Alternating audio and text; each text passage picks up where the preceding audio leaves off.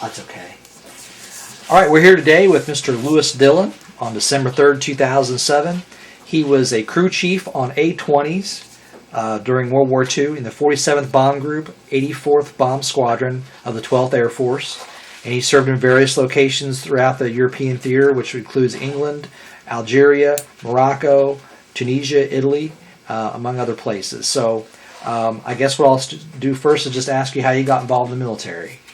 I grew up on a farm up in Iowa, and I got tired of getting up at 4:30 in the morning, and so I decided to join the Air Force, not realizing they had a bugler about that time too. And so I joined the Air Force and at Fort Des Moines, Iowa. And the next day they sent us to Jefferson Barracks, Missouri for our basic.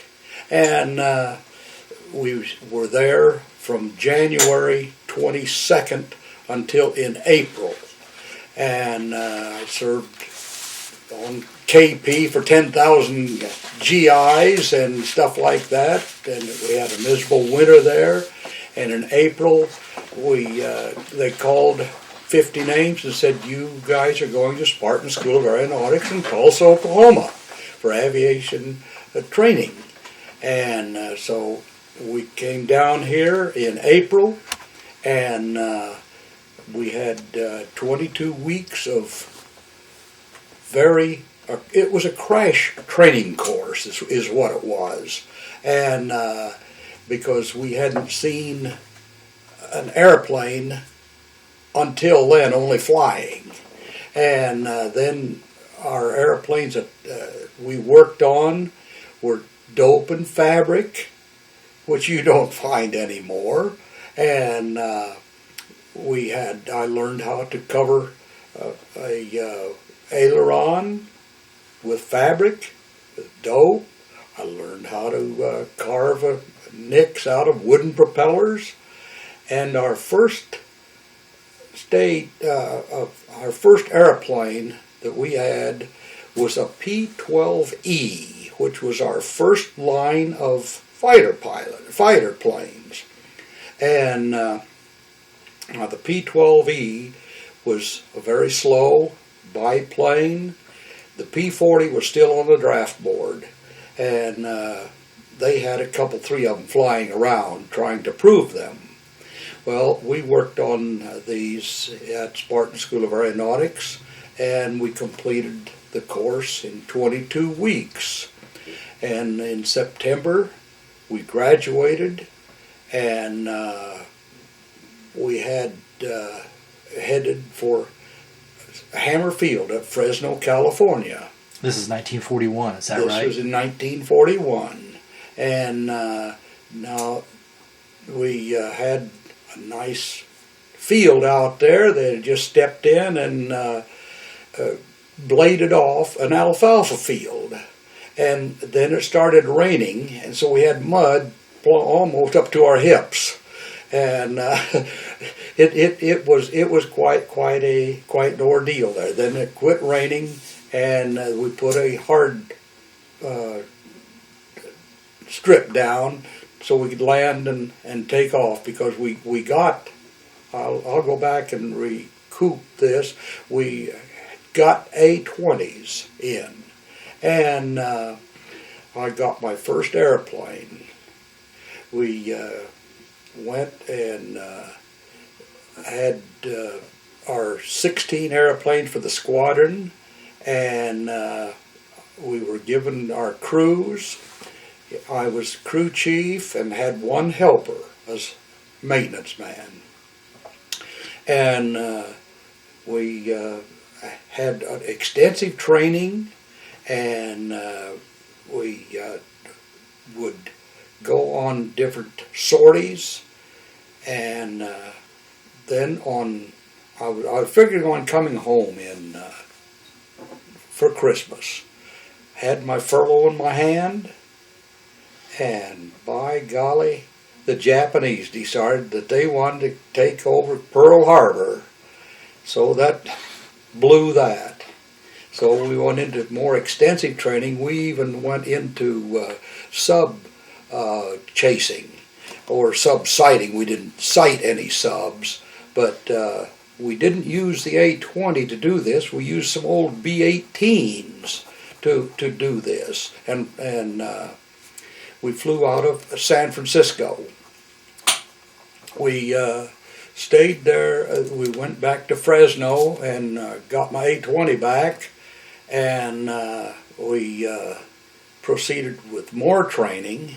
And then in February, we got orders to move to Oklahoma City, Will Rogers Field. 1942. We went into Oklahoma City in February for very extensive training and night transitions, instrument ratings, and all that good stuff.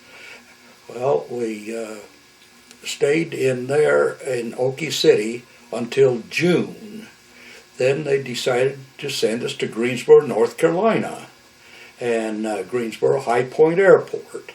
We were the first GIs into Greensboro High Point, and also we were the first GIs at Hammer Field, Fresno, California, too, and the first ones at Will Rogers Field. So we went over to, we're now back to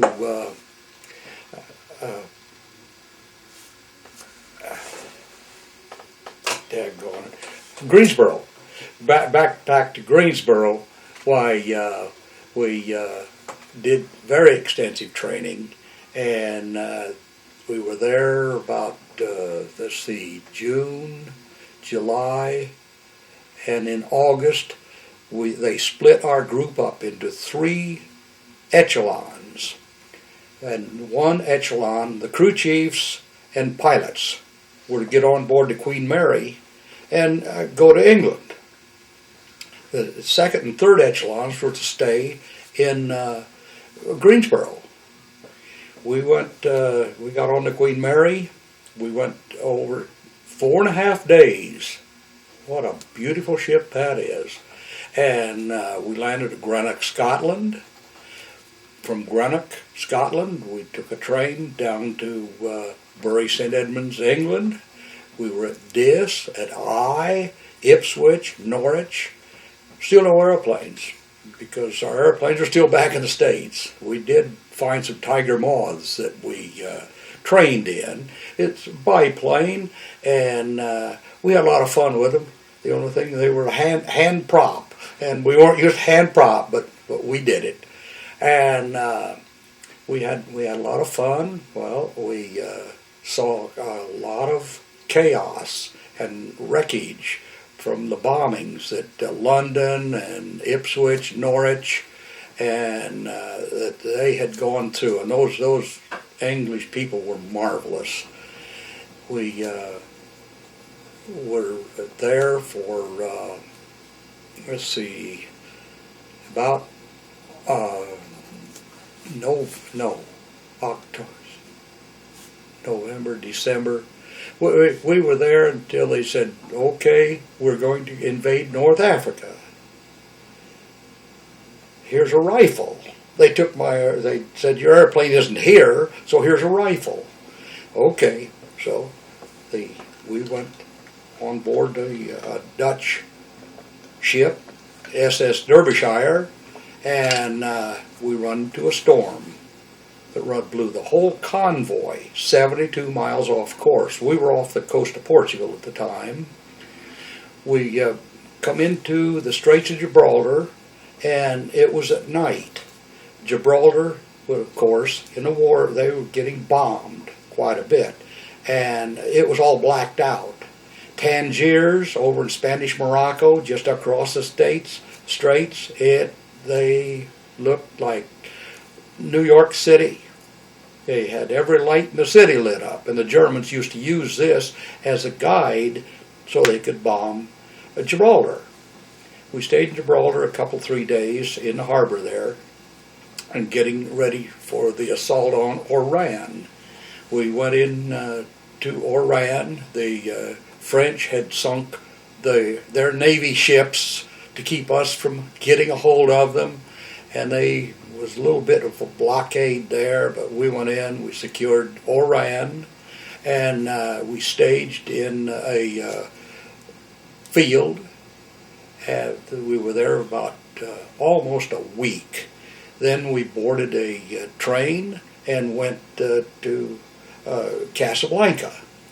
We staged there in Casablanca, and the second echelon of our group caught up with us. So at this point, you still didn't have planes? No, we still didn't have planes. So what was your job during all this time? We did a lot of marching. Yes, and our airplanes finally caught up with us. And we weren't there so very long without airplanes. They flew in fact, our group was the first one that flew in formation across the North Atlantic. Wow. And by way of Iceland, Greenland, Iceland, and Scotland, and then down across off the coast of Portugal. We lost one airplane on this of our airplanes going in there because we had those huge belly tanks, Bombay tanks. The whole Bombay was a gas storage, and a German fighter knocked down one of our airplanes. Anyway, back into Casablanca. Then our second echelon caught up with us, and we had one air raid. Now those guys that came into Casablanca had never been in an air raid before. So the group sergeant major, he grabbed his flashlight. Now this is of a night, and you're supposed to be blacked out. He grabbed his flashlight and he says, "We're going to go into the trenches here in passport order." Well, I called him some very unkind names, and I grabbed his neck and I says, "We're both going to get down." We did. We both, and glad we did. Nobody got hurt. Well, we staged there in Casablanca. We trained, and they said we are going into combat. So it's clear across, halfway across Africa. We're going to we took off from Casablanca in my airplane, my pilot and I. We landed at Oran for refuel. We went on to Algiers to refuel, and then we went into Talep, one of the airports, and we came in of a night, late in the evening. Of course, they had no lighting system at the field. So we came into the field late. The Germans knew we were there because they come over the next morning and greeted us, gave us a morning wake-up call, ME-109s and FW-190s. And so that was my first actual baptism of combat fire. And now, mind you, we're still only 2/3 strength in our unit. We had no metal to fix the flak holes, the bullet holes. So we just got Spam, and it was in 5-pound tins. We'd dump the meat out of it and make patches, because they're being unpressurized. All you got to do is keep the airflow out. So we made our own. We were ingenious enough. We made our own metal, and we started operating. The Germans, they had air superiority at that time, and so we went from day to day to day to day. We'd run mission after mission after mission, and they were not long missions because the A-20 was a short-range airplane and a low-level airplane. So they would find trucks and different things, and then Rommel broke through at Kasserine Faid passes, and here his men came, tanks and all, and Patton and Eisenhower were there in the area, But it was their baptism of fire too, and that's where they got their tail whipped to begin with. That was our first baptism of fire. We had such, the equipment that we had, our tanks had the 75 low velocity cannon on them. The German Tiger tanks had the 88 high velocity. So they created havoc with our tanks. So on the 22nd day of February 1943, I went down to my airplane, and it was very quiet all through the camp, and come to find out our headquarters had moved out that night. And they left us there, and they said, not when you're captured, or if you're captured. They said, when you're captured, all you have to do is give your name, rank, and serial number. Well, that didn't sound so good. So we run single ship missions all the 23rd day of February, and just as we could, fast as the airplane could load up, come back and go out and drop their bombs, come back in, they were loaded again.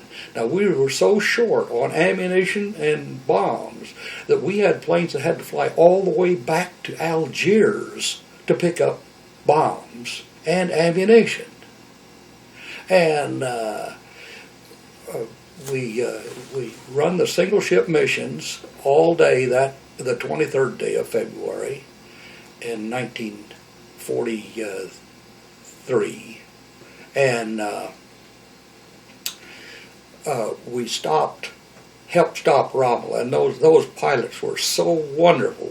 Our pilots, they would fly right down the muzzles of those 88 and millimeters that was on the tanks, and the underside of any tank is the one that's so vulnerable, and they laid those bombs right underneath those Tiger tanks, and they flew so low that my pilot come back in from one mission. He had a field telephone wire draped over one wing. He had been that low. Another time he came back in and he says, I want you to check that left propeller, because I'm sure I hit that German when he stuck his head up out of the foxhole, out of the machine gun nest, actually. I didn't find any blood on there. And so the Rommel run out of fuel. He was after our fuel. And so then he started to retreat, and Montgomery came in from the east and was harassing him too. And so that was the main brunt of the assault there on the middle part of February that we were in. And when us crew chiefs wanted our airplanes to fly, and if one of the airplanes came in with a problem, you had to fight for your parts on your airplane to keep them there, because there was another crew chief over there trying to get his airplane back in the air. We didn't have any parts, and so we were so illy prepared for combat. But if it wasn't for the American ingenuity, we'd lost the war. Mm-hmm. And just a prime example is my refueling system for that A-20, which held 357 gallons of gas, was a hatchet and a funnel. We got our fuel in 5-gallon flimsy containers, and that was English gas. We got it from them, and so we would line the gas can, 5 gallons, up on top of the wing of the airplane, and hit them with a hatchet and dump the fuel. That's the way we refueled those airplanes. And we were still now, mind you, just 2/3 strength for our group. So those guys really put out. the pilots and all. We had to.